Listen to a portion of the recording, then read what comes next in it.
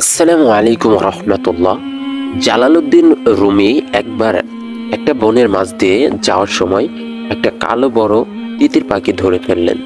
রুমি যখন ভাবছেন যে পাখিটাকে কিভাবে খাবেন, আগুনে ঝলছে নাকি তরকারি রান্না করে, এমন সময় পাখিটি বলে উঠল, রুমি, তুমি তোমার এই জীবনে এত গোশত খেয়েছো, অথচ তোমার এই আমিষের আকুতি শেষ হয় না।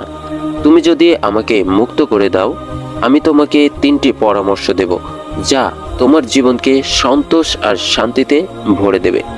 রুমি কিছুটা বিচলিত হয়ে বললেন, আমার হাতে বসেই প্রথম পরামর্শটা দাও। যদি পছন্দ হয় তোমাকে ছেড়ে দেব, আর পছন্দ না হলে তোমাকে সঙ্গে সঙ্গে হত্যা করব।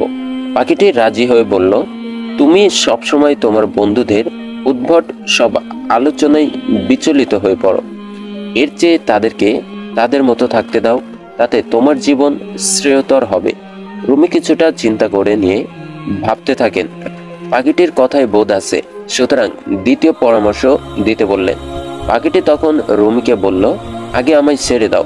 রুমি তখন পাখিটিকে ছেড়ে দিল এবং বলল, এবার দ্বিতীয় পরামর্শ দাও। পাখি তখন উড়ে গিয়ে কাছেই একটি গাছের ডালে বসে এবং রুমিকে দ্বিতীয় পরামর্শ বলে, রুমি, অতীতকে কখনো পাল্টানো যায় না, সুতরাং বর্তমান সময়টিকে উপভোগ করো আর ভবিষ্যতের জন্য বাঁচো। যা হোক, বড় বোকামি করেছো তুমি। আমার পেটের মধ্যে 3 কেজি হীরা আছে, তুমি এটা পেলে তোমার 3 পুরুষ বসে খেতে পারতে। সাংঘাতিক ঘাবড়ে গিয়ে রুমি তিতিরের পেছনে রেগে ছুটতে থাকেন, তাকে আবার ধরতে। পাখি তখন জোরে জোরে বলে, রুমি, তুমি দেখছি আমার পরামর্শ একেবারেই শুনলে না। আমার নিজের ওজনই যেখানে 2 কেজির বেশি নয়, আমার পেটে কি করে 3 কেজি হীরা থাকবে? তুমি দেখছি এখনো উদ্ভট আর বোধহীন কথায় প্রতিক্রিয়া দেখাচ্ছ। দ্বিতীয়ত, আমি এর মাঝে তোমাকে ছেড়ে গেছি। তোমার জীবনে এখন আমি অতীতের বিষয়। পুরোপুরি স্তম্ভিত হয়ে রুমি তখন দ্বিতীয় পরামর্শের জন্য অনুরোধ করেন।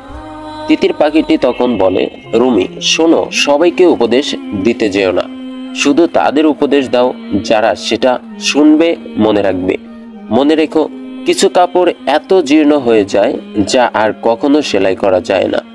এই বলে তিতির পাখিটা সেখান থেকে উড়ে চলে যায়, আর জালালউদ্দিন রুমি তখন তার প্রাসাদে ফিরে যান এবং তিতিরের দেওয়া উপদেশগুলো মেনে চলতে থাকেন।